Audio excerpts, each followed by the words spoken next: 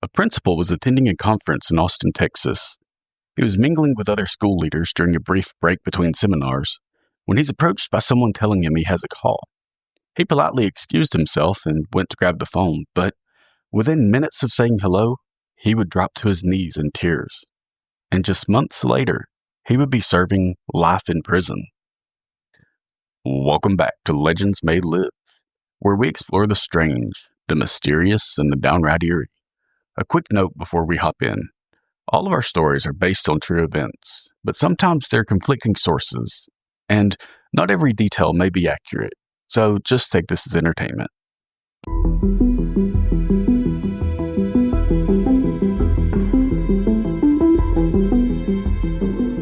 It's easy to forget just how much weight a single person can carry. Not through force or with fame, but through quiet consistency, through kindness, through showing up every single day like it matters. In Clifton, Texas, a town fewer than 3,500 people, Mickey Bryan was that person. She wasn't loud, she wasn't flashy, but in her fourth grade classroom, tucked inside Clifton Elementary, Mickey Bryan lit up the lives of hundreds of children year after year. She read aloud with feeling, decorated her classroom with handmade posters. She kept an extra lunch or two in her desk, just in case a student forgot theirs and was too embarrassed to ask.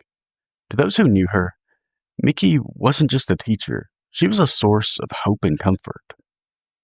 But on October 15th, 1985, Mickey's homeroom class filed in and took their seats. The students turned to talk with friends and make plans for after school, but after a few minutes, the bell rang for first period, and the class was a little surprised because they hadn't realized it was already time. Usually there would be a roll call, but this morning Miss Bryan hadn't even shown up. As faculty noticed she wasn't in her classroom, they began to ask one another if anyone had seen her, but no one had. She hadn't clocked in that morning. Mickey rarely missed a day, but when she did, she would always call and let someone know so that a substitute could be found. But today, that didn't happen. So right away, her coworkers were concerned. They tried calling her, but there was no answer, so two of them, a fellow teacher and assistant principal, decided to go check on her, so they drove to her house. And when they got there, they knocked on the door, but there was no answer, so they checked and the front door was locked. So they circled around to the back, and when they got there, they could see that the back door was just slightly open. They hesitated for a moment and then stepped inside. The TV was still on. The lights were off. A coffee mug sat near the sink, half full. Aside from the TV, though, everything was quiet and still. They called out for her as they slowly walked through the house, but there was no answer. They went room to room until finally they walked into the master bedroom, and there she was, on the floor. And she was dead. Her body was covered by a floral comforter. Her nightgown was soaked in blood. She had 4 gunshot wounds, 1 to the chest, 3 to the head. One of the men turned and ran outside and threw up in the front yard. The other called police. In towns like Clifton, this kind of thing doesn't happen, and certainly not to people like Mickey, but it had, and no one knew why. By mid-morning, everyone had heard about it. It was all anyone was talking about. The principal's wife had been found dead, murdered in her own home. When school let out that day, students walked out holding tightly to their backpacks and their parents' hands. Teachers sat at their desks, stunned, crying quietly at the loss of their colleague and friend. In Mickey's classroom, her desk sat untouched. The board still had the spelling words from Monday, and the reading corner still had the same blanket folded neatly over the chair. Her favorite mug, a white one with red apples, still sat beside her lesson planner, but her chair was empty, and it would stay that way. Joe Bryan, Mickey's husband, arrived back in Clifton late that night. He had been in Austin for a school principal's conference. He got the call about his wife during a session break. Witnesses said that he doubled over and could barely breathe. He drove 120 miles back to Clifton with tears in his eyes and dread in his throat. At the morgue, he insisted on seeing her, and he asked to touch her hand. He told them that she hated the cold. At the funeral, he didn't speak. He just wept. His shoulders shook uncontrollably. Someone had to help him walk out of the church afterward.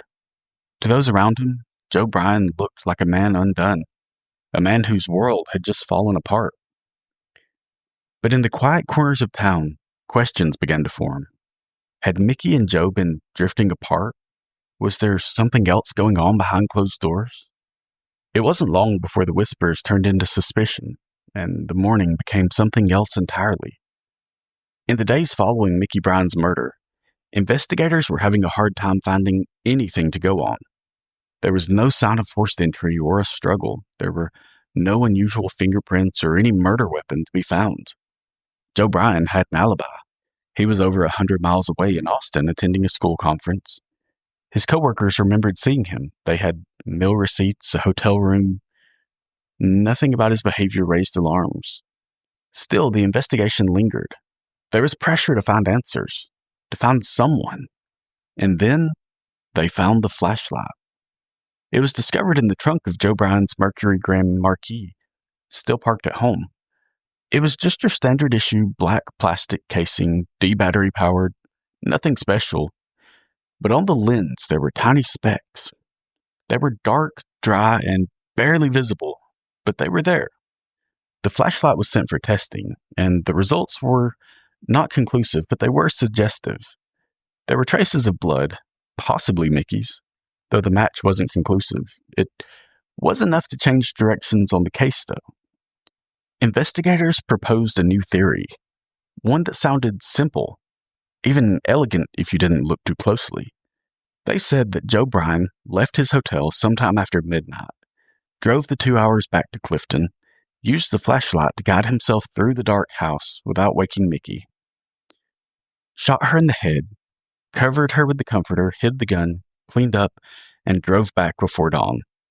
Now, no one saw him. There were no gas receipts or bloody clothes, and really nothing in the car to suggest that he made the trip, but they had the flashlight, and they had a story. The flashlight, once an afterthought, became the case's centerpiece. As soon as prosecutors would find someone to explain it, someone who would speak with confidence, draw diagrams, and give jurors the certainty they needed, they were brought to the stand, even if it wasn't the truth. In February 1986, just 4 months after Mickey Bryan was laid to rest, her husband stood trial for murder. Joe Bryan wore a dark suit and grief-stricken expression. He sat quietly beside his defense team, looking more like a man attending his wife's memorial than someone accused of orchestrating her death. But for prosecutors, he was their suspect. Their story was ready. They just needed to convince a jury. The state's star witness was a man named Robert Thorman, a bloodstain pattern analyst. Thorman had experience as a police officer, and in 1986, that was enough. He wasn't board certified in anything, and he didn't have any sort of medical or scientific degree. But he had taken a short course on how to read blood evidence, and in court, he sounded like an authority. He showed the jury diagrams, rough sketches of Mickey's bedroom. He held up the flashlight and pointed to the tiny flicks on the lens. Thorman told the jury that those specks were high-velocity backsplatter, a specific blood pattern that occurs when a bullet enters the body at close range. The blood doesn't just spray forward, it sprays backwards onto whatever is near the shooter. In Thorman's words, there was only one explanation. The killer held the flashlight in one hand, the gun in the other, and stood directly over Mickey when he pulled the trigger. The defense didn't have an expert to challenge Thorman's claims. They pointed out Joe's alibi, his hotel stay, the lack of physical evidence tying him to the scene. They argued that the theory just didn't make sense. But the jury didn't need absolute proof. They needed a story. And Thorman gave them one, wrapped in science, sealed with confidence. Joe Bryan was found guilty of murder. He was sentenced to life in prison. In the eyes of the law, Mickey's case was closed. But outside that courtroom, the questions were just beginning. 2 years after Joe Bryan was convicted of killing his wife, another murder shook the same part of Texas. The victim was a woman named Judy Whitley, a sex worker from Temple, a city just 35 miles south of Clifton. Her body was found in a remote area, strangled and discarded. There was no weapon and no suspect, just another woman left behind. Witnesses said that Judy was last seen getting into the car with a man named Dennis Dunlap. Dunlap wasn't a stranger. He wasn't new to town. In fact, he had worked at the same high school as Joe Bryan. He had been a janitor there with his office just a few classrooms down from Mickey's office. To students, he was an odd but forgettable man. But to coworkers, he was something else entirely. He once told another staff member that he wanted to know what it felt like to kill someone. They thought that he was joking, but the joke never quite landed. He lingered too long in doorways. He made comments that no one wanted to repeat, and after Mickey's murder, he left town. When police searched Dunlap's apartment in connection with Judy Whitley's death, they rummaged through drawers, under beds, and in closets, and as they searched, they found a box tucked away. They pulled it out and opened it up. Inside, they found dozens of newspaper clippings, and they were all about the murder of Mickey Bryan. There were articles, headlines, photos. Dennis had been collecting stories about the case for years, quietly, obsessively, and no one knew why. To Joe Bryan's defense team, and later to anyone who truly looked, the implication was worrying. Had they convicted the wrong man? Had the real killer been right under their noses the entire time? Police finally had a name, a man who'd worked alongside Mickey and Joe, who'd exhibited disturbing behavior, and who'd been the last person seen with a murder victim. Dennis Dunlap wasn't just a person of interest in Judy Whitley's case anymore. He was now tied, through obsession and circumstance, to the unsolved murder of Mickey Bryan. When the officers went to question him, Dunlap ran, but he didn't get far. A short foot chase ended abruptly, but before police could reach him, Dennis Dunlap pulled out a handgun and took his own life. And just like that, the questions that might have unraveled everything died with him. To Joe Bryan's legal team, this was the break they had been waiting for. A more likely suspect, a disturbing pattern, a motive rooted in obsession. They argued that the entire case needed to be reevaluated, that Dunlap's suicide, the clippings in his home, and the connection to Mickey and Joe cast serious doubt on everything that had been presented in court. But to prosecutors, and to the judge overseeing Joe's trial, it didn't matter. The Dunlap theory was ruled inadmissible. The judge called it speculative and said it would only confuse the jury. Dennis Dunlap's name was never mentioned in court. His possible involvement was never explored by law enforcement. And Joe Bryan, already serving life, would stand trial again. Joe Bryan's first conviction was overturned on a technicality, not because of new evidence or because of doubt, but because the prosecution had failed to hand over a key report to the defense, which was a violation of protocol. And so, in 1989, 3 years after the murder of Mickey Bryan, Joe stood trial again.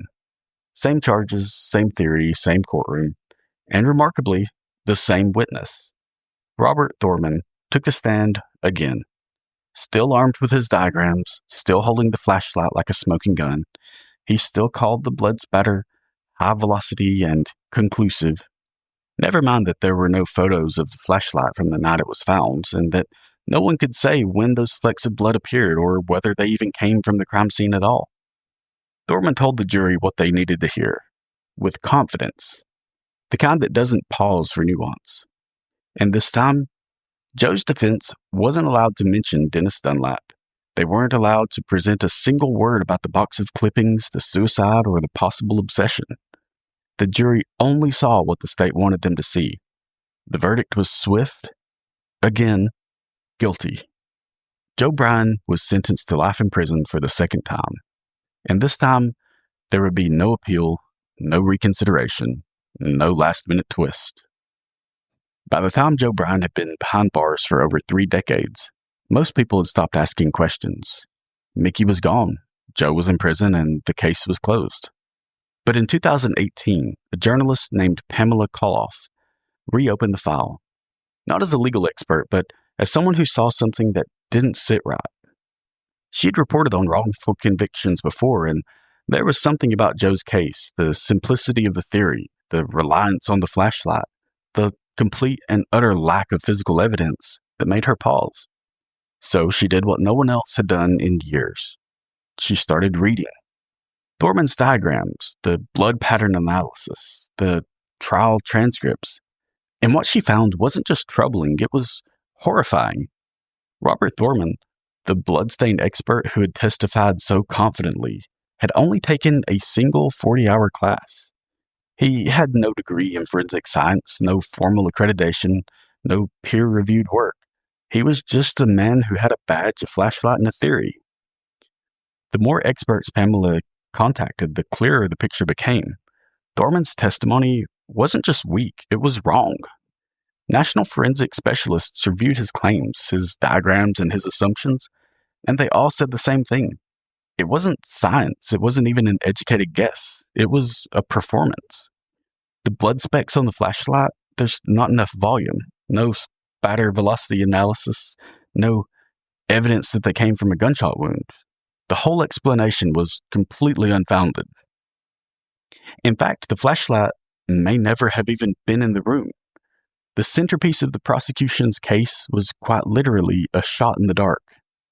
Joe Bryan had been convicted twice, sentenced to life, on the testimony of a man who didn't know anything, and now, finally, someone else did. In the world of criminal justice, recantations from expert witnesses are rare. They're even more rare when they come from decades later, after the damage has already been done. But in 2019, Robert Thorman, the bloodstain analyst who helped convict Joe Bryan, sat down and put pen to paper and finally told the truth. In a sworn affidavit, Thorman wrote, "At the time of the Bryan trial, I was not properly trained. I did not understand the limits of bloodstain pattern analysis. I overstated my conclusions. I was wrong." And he admitted something else, something critical.